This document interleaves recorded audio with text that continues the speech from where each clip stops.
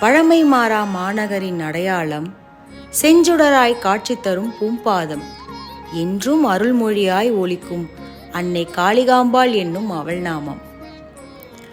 அருள்மிகு காளிகாம்பாள் சமேத கமடேஸ்வரர் திருக்கோவில் சென்னை பாரிமுனையில் தெய்வீக சக்தியாய் பரவியிருக்கும் திருக்கோவில் காலத்தை கடந்து கலாச்சார தடங்களை பதித்த பெருமைக்குரிய தலம்.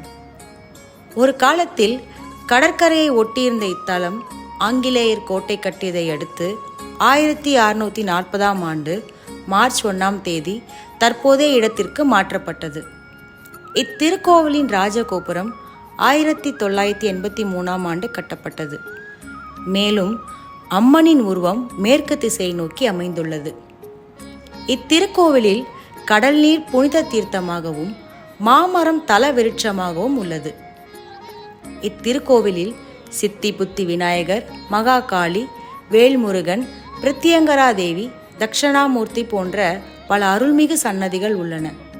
பல தேவர்கள், முனிவர்கள், ரிஷிகள் இத்தலத்தில் வழிபட்டதாக புராணங்களில் விரிவாக கூறப்படுகிறது. மராட்டிய பேரரசர் சத்ரபதி சிவாஜி 1677ஆம் ஆண்டு அக்டோபர் 3ஆம் தேதி இந்த கோவிலுக்கு வருகை தந்துள்ளார். யாதுமாகி நின்றாய் காளி என்று மகாகவி பாரதியார் பாடி துதித்துள்ளார். திருமணத்தடை, குழந்தை பாக்கியம், நோய் தீர்வு, மன நிம்மதி என சகலமும் தந்து மகிழ்வாய் அன்னை காளிகாம்பாள். வசந்த உற்சவம், ஊஞ்சல் உற்சவம், ஆடி மாத திருவிழா, நவராத்திரி பெருவிழா என அனைத்து திருவிழாக்களும் சிறப்பாக கொண்டாடப்படுகிறது. பேரானந்தமும் பெரும்பாகியமும் ஒரு சேர தருவாள்.